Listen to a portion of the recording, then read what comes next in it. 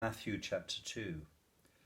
Tell the daughter of Zion, Lord, look, your king is coming to you, humble and mounted on a donkey, on a colt, the foal of a donkey.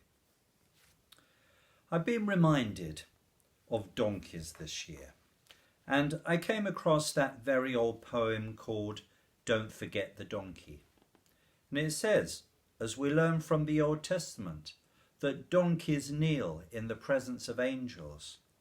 A donkey carried Mary on her way to Bethlehem.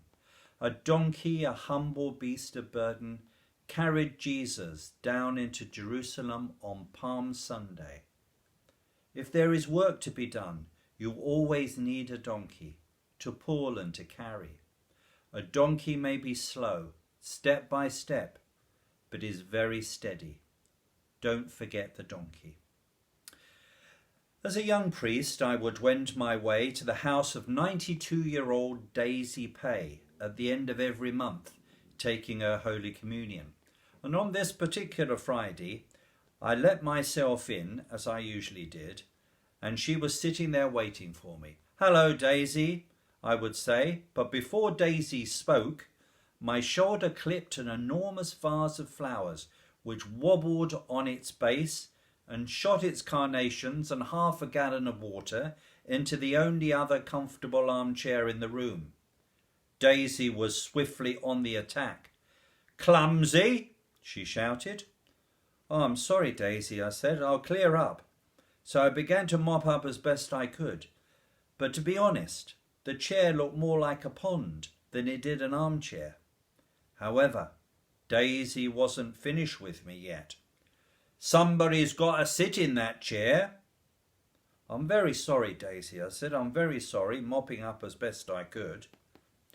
"Some people can't do a job without creating another job," she bawled at me. I was cleaning as fast as I could, but I could hear Daisy talking loudly to herself as if I wasn't in the room, and loud enough to make sure that I could hear. "Some people are born clumsy." I was on my third apology by now, and I was beginning to lose my patience with Daisy.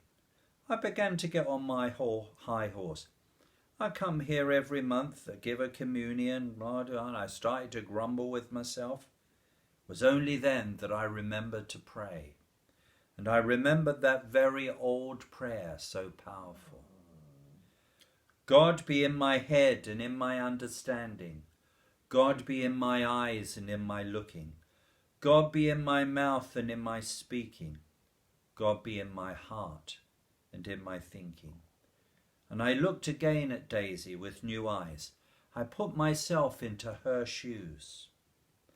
I knew she had lots of back pain. Whatever she did caused her pain wasn't very far away.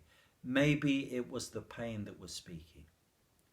And only last year, Daisy had lost her daughter. You don't expect to outlive your children. And that was terrible for her. Maybe it was the sadness that was speaking. And I remember too the advice of Jesus that he gave on the Sermon of the Mount. Give, expecting nothing in return. And this was one of those moments. Giving, expecting nothing in return, just to be patient.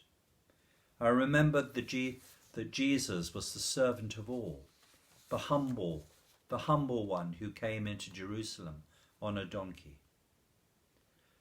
Jesus, who on Good Friday took upon himself the sins of the whole world. When I finished, I said to Daisy, "See you next month, Daisy." And I kissed her on the cheek, as I usually did, just to show that on my part there was no problem. And I went away down the garden path. And I thought, what a good prayer that is. That God be in my understanding of others. That God be in my looking and in my speaking. That God may be in my heart and in my thinking. It's just a shame that I'm so clumsy. But donkeys can sometimes be clumsy. If so, I'm in good company.